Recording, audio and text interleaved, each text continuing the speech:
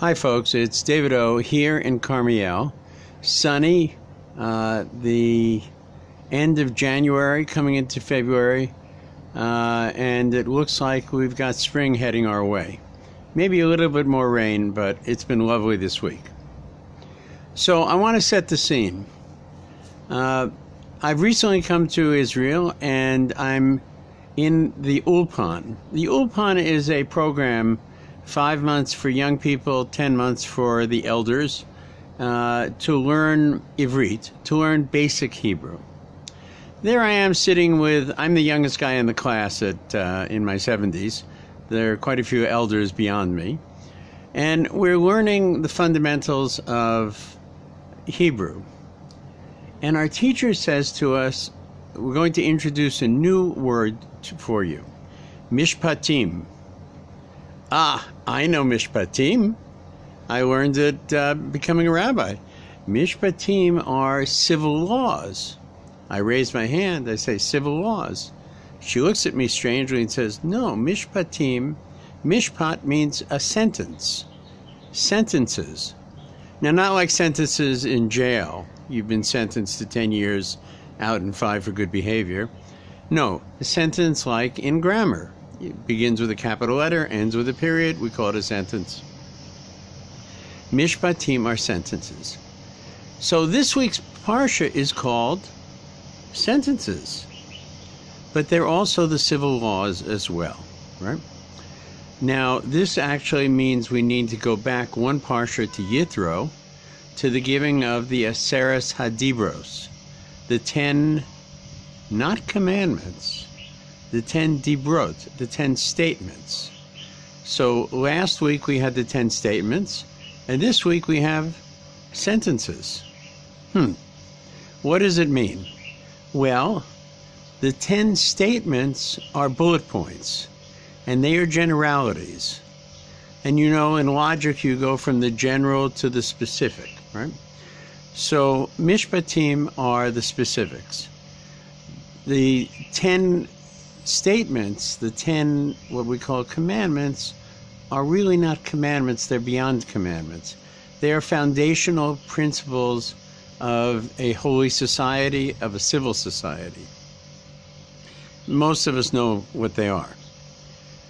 But to say to yourself, I'm a good person, I believe in the 10 commandments, is not the end of the Jewish process. The Jewish process is very specific. It says, tell me how those 10 statements affect my daily life, from the moment I open my eyes to the moment I put my head down to sleep. And that's when we come to the first narrow, or the first broadening, really, of the Aseres Hadibros, to the general principles of civil behavior. And this entire parsha is a series of laws of civil behavior. And what we come to understand, the basics of these laws have to do with respect for man made in the image of God. So, you know, we say that who keeps Shabbos, right? Shabbos is very important for observant Jews to keep Shabbos. We say that Shabbos keeps the Jews keep Shabbos. But what does it really mean? So it's in the details, and it's not the devil that's in the details. It's the will of God that's in the details, to understand. Now, when I was in the process of becoming a rabbi, one of the requirements that I had to learn was the laws of Shabbos and their interpretation. And what I found, I was already an observant Jew, but what I found was that my wife and I were changing our Shabbos observance week by week because of the details that we were learning about the laws, the halachas of Shabbos, right?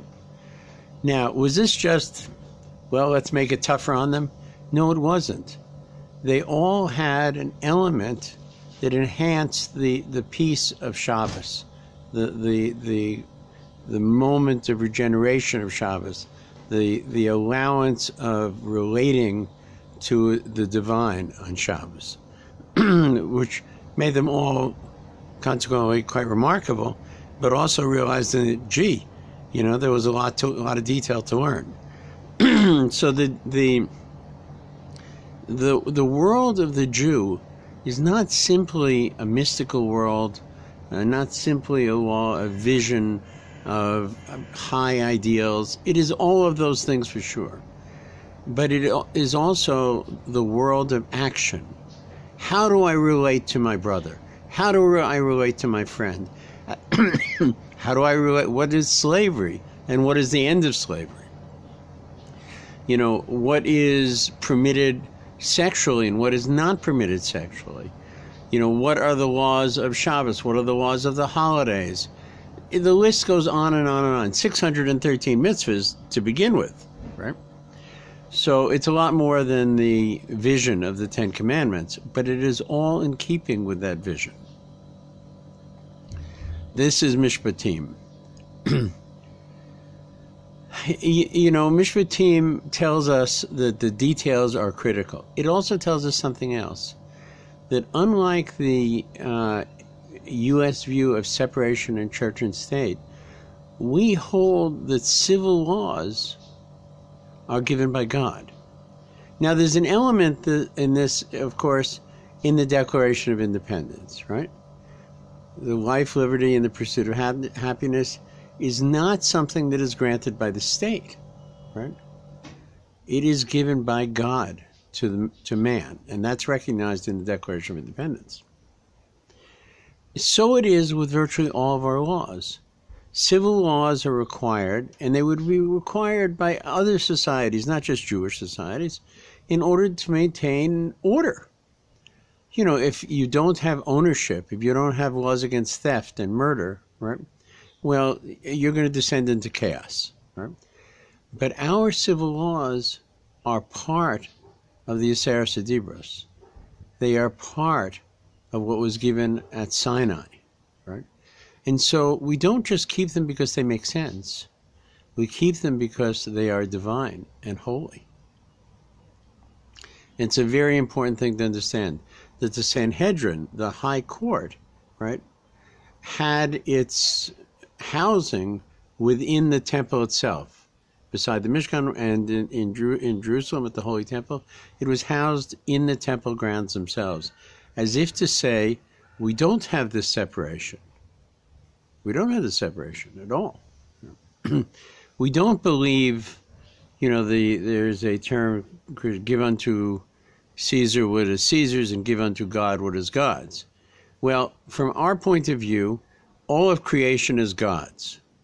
And so Caesar, or in our case, a Jewish king, right, works in the stable of God, so to speak. He is not separate from it. And interestingly enough, Rambam points out, and others point out, that the laws of Jewish kings were given before there were any kings. This is unusual, because generally the king makes the laws, and that's why it's good to be king. But not for a Jewish king. He must abide by the laws that were given in the Torah prior to even the first Jewish king. Finally, one of the things to understand about the legal system, the civil legal system, is that it is not given over to lawyers. It's not given over to a segment of society that are the great intellects. Every Jew, it's incumbent to know the laws, and especially the laws that affect them. This actually applies to women as well as men, by the way. And consequently, most Jewish homes, and all observant Jewish homes, have a copy of something called the Shulchan Aruch. The Shulchan Aruch is the code of Jewish law. And it is derived from the Talmud, and it is derived, of course, from the 5 books of Moses and the revelation at Sinai. But what it does is it lists all of the laws and how to deal with them. So every Jew, observant Jew, would have a copy of the Shulchan Aruch in his home. I'm actually learning it with my good friend Marshall again. right now. It's always good to refresh.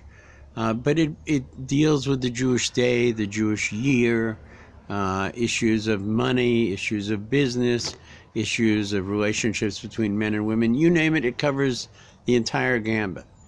And it is not built on just smart rabbis. It's not built on good psychologists.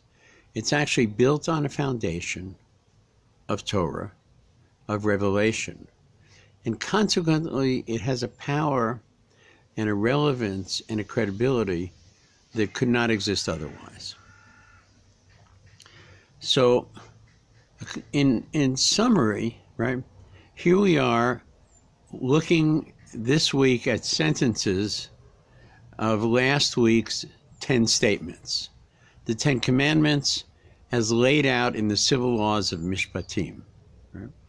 And they are our guidance, and they are tremendously valuable, not just as visionary ideas, but as day-to-day activities.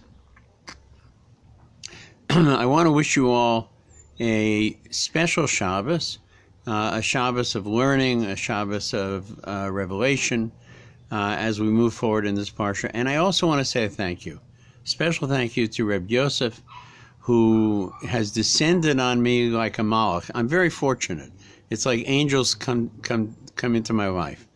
And Reb Yosef has decided to revitalize KosherTube.com. You're probably watching us on YouTube, but there's also another version, which is a non-YouTube version called KosherTube.com. And Reb Yosef has put his nose to the grindstone to revitalize KosherTube.com and to rebuild the site. And I want to wish him and his family a special blessed Shabbos and thank him for all the effort he's making.